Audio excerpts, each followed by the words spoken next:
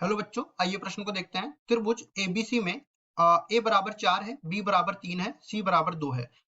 तो हमें कोस 3 सी किसके बराबर है ये बताना है। प्रश्न को हल करने से पहले इसकी मुख्य अवधारणा के बारे में चर्चा कर लेते हैं। मुख्य अवधारणा, तो यहाँ पे देखिए, सबसे पहली चीज हम लोग कोज्जा सूत्र यहाँ पे पढ़ने वाले हैं। और उससे पहले अगर त्रिभुज एबीसी की बात करी गई है तो त्रिभुज एबीसी इसमें कोज्जा सूत्र में कैसे लिए जाते हैं वो भी हम लोग ले लेते हैं। जैसे एबीसी ये कोई त्रिभुज है, इसके जो कोण है ना, ये अंदर वाले कोण भी इन्हीं एबीसी से निरूपित होते हैं। ये अंदर वाले कोण है, और कोणों के जो सामने वाली भुजा है ये छोटा ए हो जाएगा, ए के सामने वाली भुजा, और बी के सामने वाली भुजा छोटे बी से निरूपित होगी, सी के सामने वाली भुजा जो है वो छोटे सी से निरूपित होगी। अब इसके बाद देखो, मैं कोज्जा सूत्र या इसको कोसाइन रूल भी बोलते हैं, वो यहाँ पे लिख देता हूँ, कोज्जा सूत्र। जैसे कोस सी के बारे में मेरे को चर्चा करनी है, तो कोस सी के लिए मैं लिखता हूं, देखो कोस सी बराबर में ये हो जाएगा A square plus B square minus में सी स्क्वायर। जिसके लिए लेना है ना, उसके सामने वाली भुजा ऋणात्मक में आती है और सारी भुजाएं धनात्मक में रहेगी, और नीचे जो धनात्मक में भुजाएं हैं वो गुणा हो जाएगी।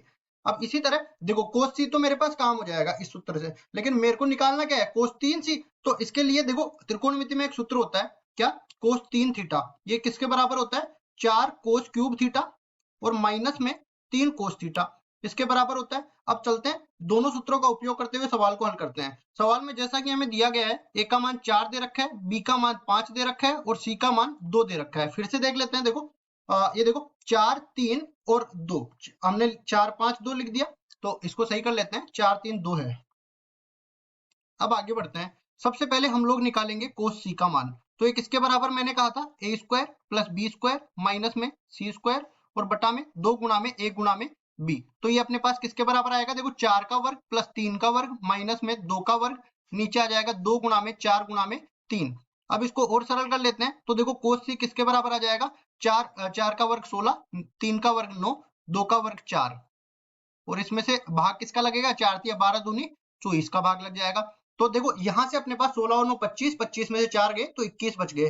तो कुल मिला के कोस सी का जो मान है वो 21/24 आ गया। अब देखो यहाँ पे कट रहा है अभी भी, तो इसको काट देते हैं। तो ऊपर वाला 3 से कटेगा 7 बार, नीचे वाला 3 से कटेगा 8 बार, 7/8 आ गया। तो इसको ठीक से लिख देते हैं, देखो कोस सी का मान आ गया अपने पास 7/8 के बराबर। फिर अब कोस 3 सी का सूत्र लिख देते हैं। कोस 3 सी किसके बराबर आ जाएगा, ये आ जाएगा 4 कोस क्यूब सी माइनस में 3 कोस सी के बराबर। ये आ गया। अब इसके बाद देखो 4 गुणा में ये कितना बन जाएगा, 7/8, इस पूरे की घात 3 माइनस में 3 गुणा में 7/8, ये बन गया।